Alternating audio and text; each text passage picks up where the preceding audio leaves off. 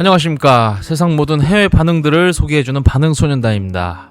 제가 살면서 역대급 최악의 월드컵 경기를 봤던 건 2014년 브라질 월드컵 때 알제리전 그리고 벨기에전이었는데 그 최악의 기록 1위를 오늘 2026 북중미 월드컵 남아공전으로 갱신을 해버렸네요. 진짜로요. 보통 이 자리에서 해외에서 한국을 칭찬하는 반응들, 외국인들이 감탄하는 장면들 이런 거 소개해드리면서 같이 뿌듯해하는 그런 시간을 갖는데 오늘만큼은 그게 참 힘듭니다.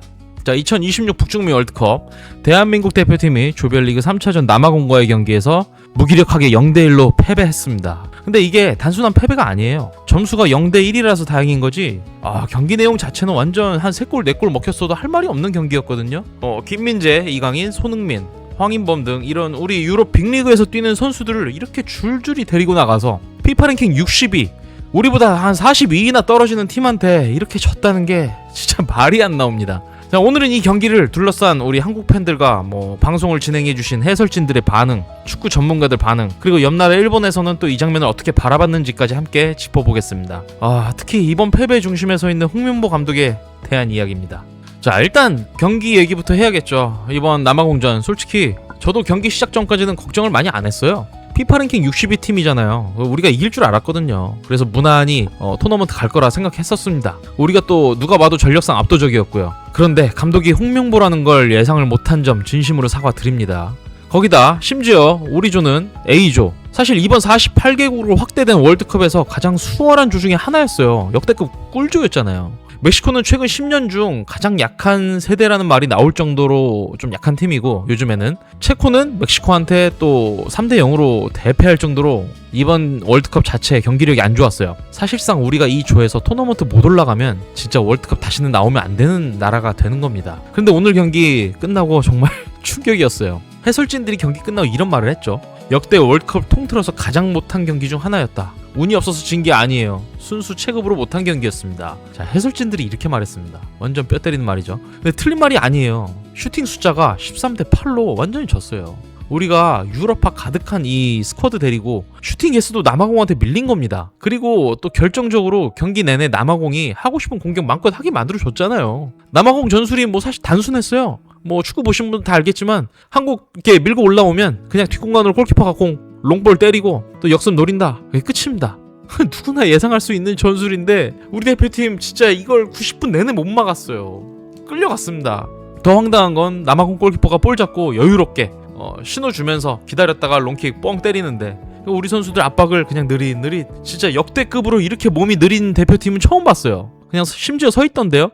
그리고 이 과정에서 가장 많이 뛴 선수가 누구냐? 바로 최후방 수비수였던 김민재 선수였습니다. 수비가 최전방까지 튀어나와서 혼자 압박하고 주변 선수들을 다 지켜보고 있어요. 안 도와주고. 진짜 김민재 혼자 바이에른 미넨에서 했듯이 혼자 한 두 팀 상대한 것처럼 정말 그렇게 말해도 될 만큼 과언이 아니었습니다. 어쨌든 이번 패배 중심의 절대적인 책임자는 무조건 홍명보 감독입니다. 2012년 런던 올림픽 동메달을 딴 게 진짜 한국 축구의 저주가 아니었나 싶어요. 이 사람이 신격화가 돼버린 결정적인 원인이었거든요. 자, 이번 경기 홍명보 감독은 손흥민과 이재성을 선발해서 완전 빼버렸어요. 이유는 체력적인 것을 고려했다라고 하는데 이 두 선수 아껴뒀다가 후반전에 전부 쏟아붓겠다, 이게 전략이었겠죠. 근데 어쨌든 결과론적으로 이 결정이 완전 실패예요. 모든 감독은 결과를 책임을 져야죠. 축구 팬들은 다 압니다. 이 두 선수가 단순히 득점력 때문에 필요한 게 아니라 손흥민 공격수인데 전방 압박 완전 잘하는 선수예요. 이재성의 움직임 완전 박지성급이라고 할 만큼 엄청난 활동량을 보여줍니다. 근데 이 두 선수가 빠지니까 아예 그냥 미들진에서 우리 전방 압박 사라지니까 볼을 돌릴 데가 없고 공간 못 만들어 주잖아요. 대신 들어간 선수들이 압박을 제대로 하지도 못했고, 그 결과 남아공 골키퍼가 여유롭게 공 돌리고 롱킥 때리고 이럴 수 있었던 겁니다. 선발 하나 잘못 뺀 게 완전 이번 경기 전체를 망가뜨린 거잖아요. 그리고 하프타임에 교체 카드를 3명을 한 번에 썼어요. 전반전이 너무 안 좋으니까 그럴 수 있을 거라 생각은 하는데, 이렇게 되면 후반전에 어떻게 대처할 수 있는 카드가 없어지잖아요. 오히려 후반전 선제골 먹고 대처도 못하고 그냥 허송세월 다 보낸 거 봤죠. 자, 남아공의 롱킥 전술은 이미 많은 축구 전문가들이 심지어 또 유튜브에서도 이미 다 분석한 내용들이었습니다. 그런데 우리 대표팀 감독은 이거 전혀 대비하지도 못한 채 경기 나왔어요. 이거 2014 브라질 월드컵 때랑 똑같은 모습이 재현된 거예요. 선수들이 볼을 줄 데가 없어서 허둥지둥 되는 모습 제가 기억하거든요. 당시 김보경 선수가 볼 줄 데가 없어갖고 허둥대다가 뺏기고, 이거 12년 전이랑 달라진 게 전혀 없는 모습입니다. 자, 해설가가 TV에서 뭐 이런 장면 이렇게 얘기하죠. 이 정도로 분석이 안 되어 있다는 게 솔직히 놀라울 정도입니다.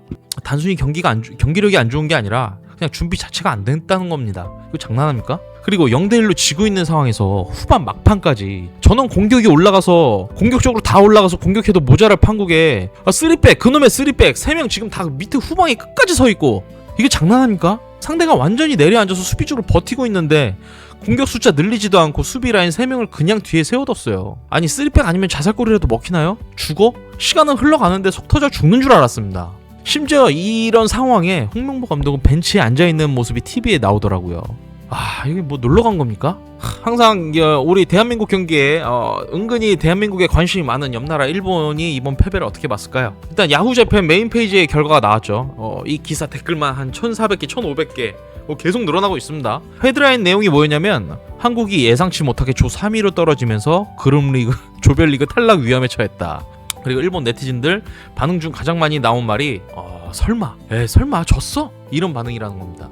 일본 트위터에는 뭐 실시간 트렌드에 한국이 졌다, 이거 막 지금 막 실시간 키워드가 올라와 있고, 반응들이 이럽니다. 졌어? 이길 줄 알았는데 왜 졌어? 피파 랭킹 보면 당연히 한국이 이겨야 되는 거 아닌가? 한국 선수들 컨디션이 너무 무거워 보인다. 자, 비웃는 게 아니라 진짜 의아하다는 반응이 대부분이에요. 자, 일본도 우리가 당연히 이길 거라고 생각을 했던 거죠. 근데 더 흥미로운 건 일본에서 지금 막 홍명보랑 모리아스 감독 비교가 막 나왔다는 겁니다. 이게 뭔 말이냐면, 옛날에 선수 시절 때 홍명보 감독 일본 대표팀에 지금 모리아스 감독 사이에는 또 이제 선수 시절 때 서로 간의 역사가 있어요. 자, 도하의 기적이 있었던 93년 당시 우리나라가 일본한테 져가지고 위험했었는데, 그때 아시죠? 일본이 이라크한테 결국 마지막에 동점골 허용하면서 일본이 탈락하고 걔네는 도하의 비극이 됐고, 이 경기가 지면서 오히려 우리나라는 도하의 기적이 돼가지고 94 미국 월드컵에 진출을 했었습니다. 그때 한국 대표 선수로 뛰던 선수가 바로 홍명보였고 엄청 기뻐했죠. 근데 이때 당시 일본 대표팀에선 망연자실하면서 탈락을 지켜보며 슬퍼했던 사람이 그때 당시 일본의 모리아스 감독입니다. 자, 30년도 훨씬 지난 이야기인데 아직도 일본에서는 이 두 사람을 묶어서 막 기사가 나온 거예요. 자, 지금 상황이 완전 역전됐죠. 모리아스 감독은 지금 일본에서 광고도 찍고 인기가 엄청나다고 합니다. 근데 지금 홍명보 감독님은 어떻습니까? 전 국민한테 욕먹고 있어요. 억지로 막 빵집에서 억지로 막 데려와가지고 억지로 앉힌 감독, 특혜 받은 감독. 진짜 미치고 환장하겠습니다. 일본 언론에서도 한국 기사들을 인용해서 홍명보 감독 비판 기사를 막 쏟아냈다고 합니다. 심지어 역사상 최악의 감독이라는 한국 팬들의 반응까지 그대로 보도를 하고, 자, 도하의 기적 때 웃었던 홍명보 지금은 욕을 먹고 있다. 그리고 도하의 비극 때 울었던 모리아스 지금 연예인급 인기를 누리고 있다.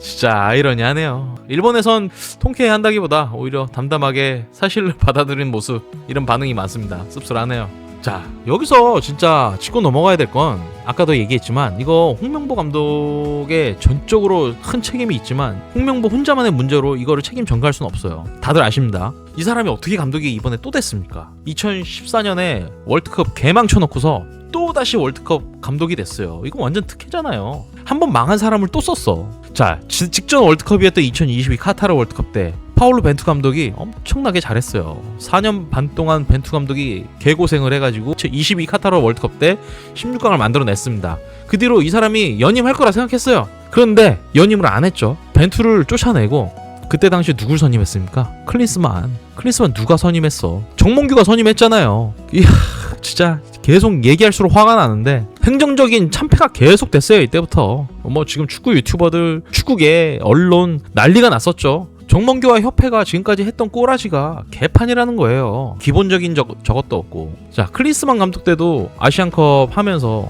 그러다 우승하면 어떡할래? 우리가 올라가면 어떡할래? 이런 게 협회의 반응이었어요. 대응이었고. 진짜 그러다가 아시안컵 때 망했죠.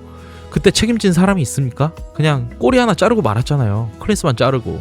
그러고 나서 홍명보 감독 선임 과정 다 다 알잖아요. 누가 봐도 기술위원회에서 다른 감독을 1순위를 추천을 했는데 지들끼리 뒤에서 위에서 홍명보로 해 라고 밀어붙여가지고 언론에 개 구라쳐가면서, 이게 협회가 하는 꼬라지들이 이런 겁니다. 이렇게 해는 뭐 그때 기억나죠? 이임생 그 뭐 위원장 나와가지고 라볼피아나를 쓰는 홍명보가 대단하다 뭐 이런 개소리 했잖아요. 이게 그 결과입니까? 빵집까지 가가지고 제발 감독 좀 해주세요 매달린 이 꼬라지가 이거냐고요. 자, 선수들은 잘못이 없어요. 이강인, 손흥민, 김민재, 뭐 황인범, 우리 유럽파 출신뿐만 아니라 지금 한국 대표팀 소속 선수들은 자 수준은 굉장히 높은 선수들이에요. 역대급 선수들이죠. 자, 이런 선수들을 데리고 이따위 결과를 만들어냈다는 게 오히려 감독과 코칭 스텝, 협회 개판이었다는 걸 선명하게 보여주는 결과입니다. 자, 축구는 선수만 잘한다고 이기는 게 아니에요. 선수들을 제대로 준비시키고 또 전술적으로 올바르게 방향 제시하고